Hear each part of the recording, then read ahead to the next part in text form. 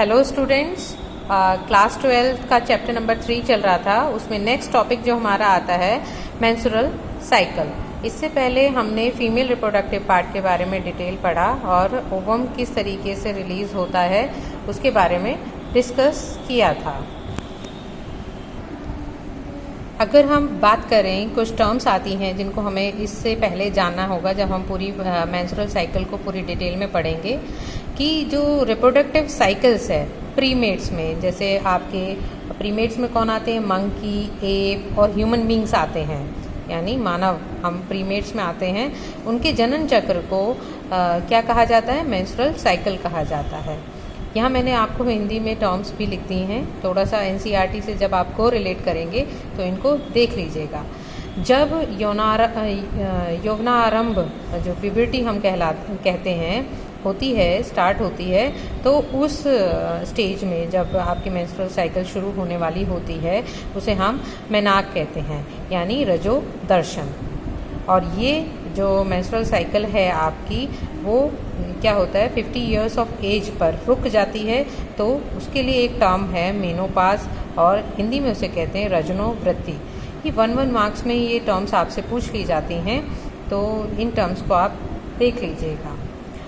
ये जो आपकी रिप्रोडक्टिव साइकिल है, यानी एक चक्र जो है, यानी मेंस्ट्रुअल साइकिल जो है, ये 28 से 29 दिन का एक चक्र होता है, जिसमें कुछ चेंजेस आते हैं फीमेल की रिप्रोडक्टिव स्ट्रक्चर में। ठीक है, उसको हम पूरे उसमें पढ़ेंगे। उसका स्ट्रक्चर कुछ इस प्रकार से है। क्योंकि ये देखिए, ये इसको मैंने ग्राफिकल ऑर्डर में दिखा रखा है, एनसीईआरटी में भी आपका ये डायग्राम दिया हुआ है। तो इसमें कुछ चीज़ें हैं जो आपको समझनी है। इसे 3 भागों में, पूरे ग्राफ को जो है 3 भागों में बांटा गया है मेनली। ठीक है, इसमें यूट्रीन में यानी यूट्रस में होने वाले इवेंट्स दिखाए हुए हैं। इसमें 2 प्रकार से हमारे हार्मोन्स काम करते हैं, ओवरी के हार्मोन्स हैं और एक पिट्यूटरी द्वारा सिक्रीट किए गए हार्मोन्स हैं। तो इन सब का कॉम्बिनेशन किस प्रकार से काम करता है वो इस चार्ट में कंबाइंड रूप में दिखाया हुआ है। बहुत अच्छे से इसको एक्सप्लेन किया गया है। अब मैं आपको इसकी थोड़ा सा समझने में टफ सा हो जाता है आप लोगों को, क्योंकि इसकी डिटेल आप लोगों ने अभी पढ़ी नहीं है।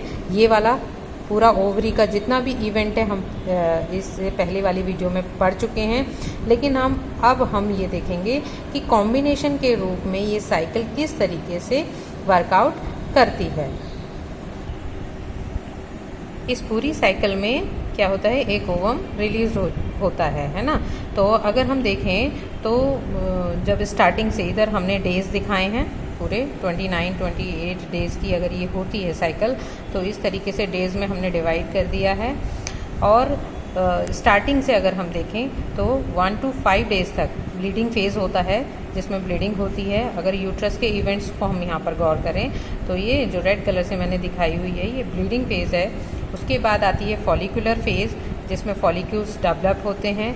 फिर आती है ल्यूटल फेज़, फिर आती है नेक्स्ट साइकिल वाली, यानी दूसरी साइकिल बन जाएगी। लेकिन इसका कॉम्बिनेशन यहाँ पर अगर हम देखें तो फॉलिकुलर फेज़ जो है हमारी, ये वाली फॉलिकुलर फेज़ में क्या होता है, जो ग्राफियन फॉलिकल्स हैं, मैंने आपको बताया था फॉलिकल्स क्या होंगे, डेवलप होते होते होते ग्राफियन फॉलिकल्स में कन्वर्ट हो जाते हैं। उस दौरान अगर हम पिट्यूटरी हार्मोन्स को देखें, ठीक है, तो उसमें क्या होगा, ये ल्यूटिनाइजिंग हार्मोन और फॉलिकुलर स्टिमुलेटिंग हार्मोन, जिसे हम कहते हैं LH और FSH, ये पीक पर चले जाते हैं।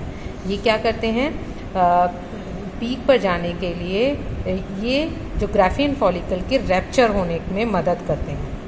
यानी ये जो टूटेगी जब आपका LH और FSH जो है वो पीक पर होगा, यानी ये रिलीज़ होंगे, तो आपके जितने भी ओवरी में जितने भी चेंजेस होंगे वो इसके कारण होंगे। ग्राफियल फॉलिकल टूट जाएगी और आपका ओव्यूलेशन जो है वो हो जाएगा। ये मिड ऑफ द साइकिल में होता है। और इसी दौरान आपकी जो एंडोमेट्रियम है वो लगातार बननी शुरू हो जाती है। देखिए इस तरीके से ये ग्राफ ऊपर बढ़ता जा रहा है। इसका मतलब एंडोमेट्रियम का फिर से जो टूट गई थी या शेड हो गई थी ब्लड के रूप में, वो धीरे धीरे अपने आप रीजनरेट होने लगती है।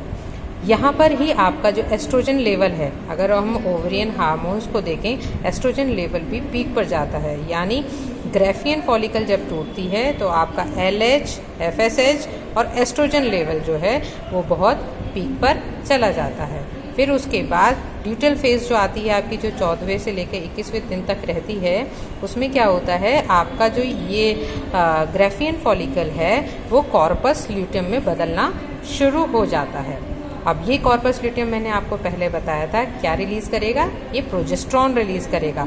देखो यहाँ पर प्रोजेस्ट्रॉन का लेवल कितना हाई हो गया है ना, क्योंकि कॉर्पस ल्यूटियम ने प्रोजेस्ट्रॉन को जो है रिलीज़ करना शुरू कर दिया है। प्रोजेस्ट्रॉन के रिलीज़ होते ही आपकी एंडोमेट्रियम देखिए कितनी बढ़ गई है, यानी एंडोमेट्रियम का जो सिंथेसिस है वो बढ़ना शुरू हो गया है ना।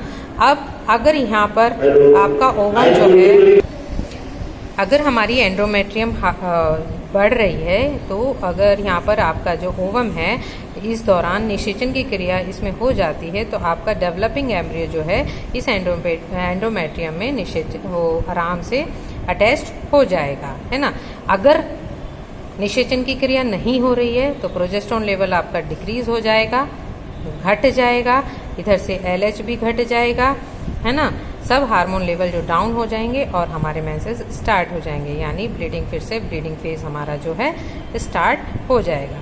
इस तरीके से ये चक्र अपने आप को बार बार हर महीने रिपीट करता रहता है। ठीक है, तो आप इसकी डिटेल अब कर लेंगे, ग्राफिकली इसको ड्रॉ कर लेंगे और पॉइंट वाइज इसे आप लिख लेंगे।